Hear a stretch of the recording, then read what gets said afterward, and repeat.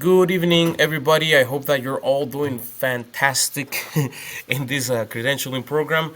I hope that you have been accomplishing all of your goals and all of the things that you set yourself to this year. And if you haven't, I hope that you get to do that at some point. I'll show you my presentation. I hope it's good. This is about teaching a math-based concept in a Spanish for native speakers class. So we're going to be talking about currency exchange and cost of living, and we're going to be doing some comparisons, how much you can purchase, for instance, with $100 in Colombia versus Spain, right? I believe this is a fun lesson, an engaging lesson, because it provides some practical applications, right? I believe it's important for people to understand how currency works. And even though this is not a math class and we rarely do math, I think this is a good idea. So that's the whole objective of this, showing you how to prepare your Spanish for native speaker students to do some currency exchange and how that works. The reason why I chose this lesson is because we study different countries in my classes in this subject. We always talk about lifestyle, we always talk about culture, we always talk about art, literature, etc., but we never talk about things like currency, even though we do touch on topics such as social economic factors, things like that, and how these countries react to certain things. We never truly do conversion rates. So I think that this is going to engage the students for that reason. I believe that they have understanding already of how much they can purchase with $100 in another country. I believe they have an idea as to how much they can get in Argentina or in Colombia or in Mexico with $100, right? So this is not going to be completely new to them, but we're going to be reinforcing their math skills and showing them how to convert units, showing them how to compare costs, and hopefully working with some percentages. And at the same time, we want to use that new vocabulary that we're going to be applying in this lesson. So the lesson plan overview is, as you can see on the screen, you want to engage your students at first, and why not ask them, right? You can project this on your, you can have this on your projector, you can put it on the whiteboard. Ask them to guess how much they believe they can get in how much they believe $100 is worth in different countries. You can choose a country, or you can ask them to choose a country. At this point, they haven't done the math yet. Don't even ask them to do the math. Just guess how much can you get. How many things can you buy with $100? You can be groceries. They could be electronics. They could be anything. And that should be a short activity. Afterwards, you want to do some direct instruction in which you teach what the math is, literally how to convert $100 into Mexican pesos. And then after that, we want to have our guided practice. Here you want to introduce real world data and see actually how much they can get. For the independent work, it would be very fun if you give them a budget, right? You give them a budget, and then you show a scenario in which they have to go for a country for, let's say, a couple of weeks, and you have this amount of dollars. What are you going to purchase? What are your priorities? What are you not going to purchase? And then at the end, we're going to have a formative and summative assessment. I will explain how that will be done throughout the lesson.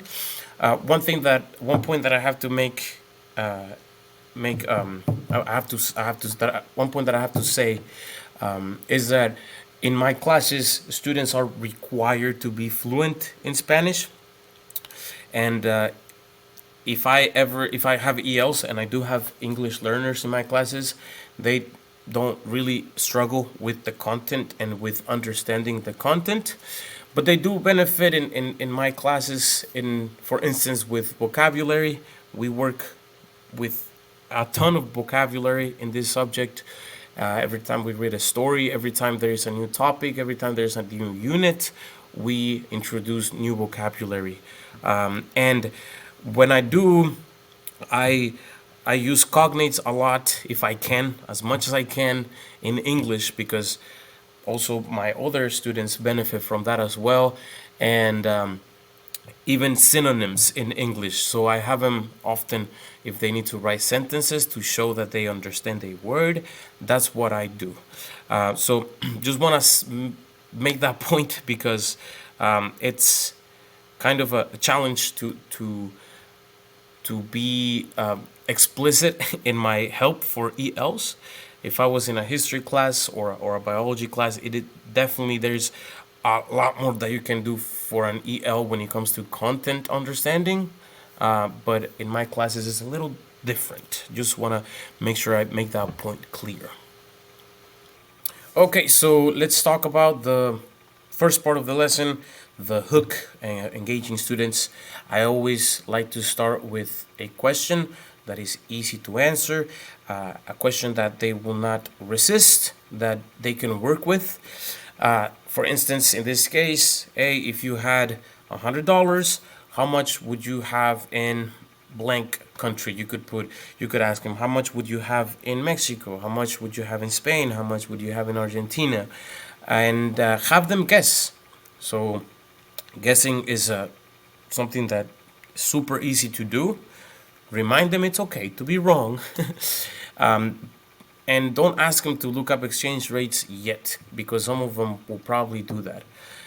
This is just to get us thinking about the whole topic. After you talk about it, after you discuss it, then you can show them some real-time exchange rates, and you can just ask again, open-ended question. Where do you think you can buy the most with this money? Right? After they see the actual exchange rates, they might make a better guess before even doing the calculations. Again, this is just an easy activity just to get into the lesson. For the next section of your class, you want to teach them to do the conversion rate, right? So I'll walk them through the actual math. You show them the formula, the currency conversion formula. We know that it's simple. You take the amount of dollars, you multiply by the exchange rate, and you probably want to go through a couple of examples, making sure that they see how the numbers change from country to country. And this is also a good moment to talk about the factors that influence these changes, and also remind them that these fluctuations happen daily. They're not the same all the time, and perhaps some share some personal experiences with. Maybe some students can share some personal experiences they've had, if they've had any visiting different other countries in which they have experienced a change, and how that impacts how much they can buy. In the guided practice, this can go in multiple different ways. You can give them 3 different currencies and give them $500, $100, whatever you think is best, and have them compare where they would live better, right? Where they would get the most with those $500. You can also have them work with, like, in groups in which maybe each one of them has a different country, and then they compare who would live better, or get more stuff. You also want to provide sentence frames in which you say, with $500 in Mexico, I can buy blank, but in Spain, I can only buy blank, right? That's just for example. But like I said, these can you can get creative and just talk about rent, for instance, or they can work with only groceries or only transportation costs. The guided practice should be super flexible. For the independent work, once they know more or less now how to convert and how it can affect how they live in different countries, you can ask them to choose a country, or you can provide them the countries, up to you, and have them decide how they would spend it. Again, this is you can work with this in different ways. You can tell them to imagine they go to Chile for a week or for 2 weeks or for a few days, and give them a budget and ask them to prioritize how much they would spend and why how they would spend it and why they're spending it on those things. They're not prioritizing other things, right? After these, you want to have them share with other students, or you can have them share with the rest of the class. Here, it has to be all done in Spanish, and this is how I would go about this section of the class with the independent work. I believe this would be the funnest part of the class, in my opinion. Just having this limitation of, okay, I have $100 or I have $500, $1,000. They have to look up real prices in those countries. They have to, if they're gonna be staying in a hotel, they have to look up which hotel they're gonna be staying at, for how many nights. What for how many meals they can afford, or if they have to make purchase cheaper stuff, just to get them thinking more about the math. Get them thinking more about those critical thinking skills instead of just the math and the language skills. And lastly, for our formative and summative assessments. For formative assessments, you want to be walking around the classroom as you're doing these activities.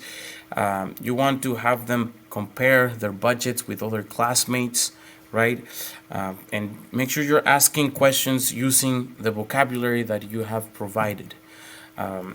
For the summative assessment, you can simply just have them write an exit ticket, right? Writing a math-based comparison between two countries, kind of similar to what they had done at the beginning.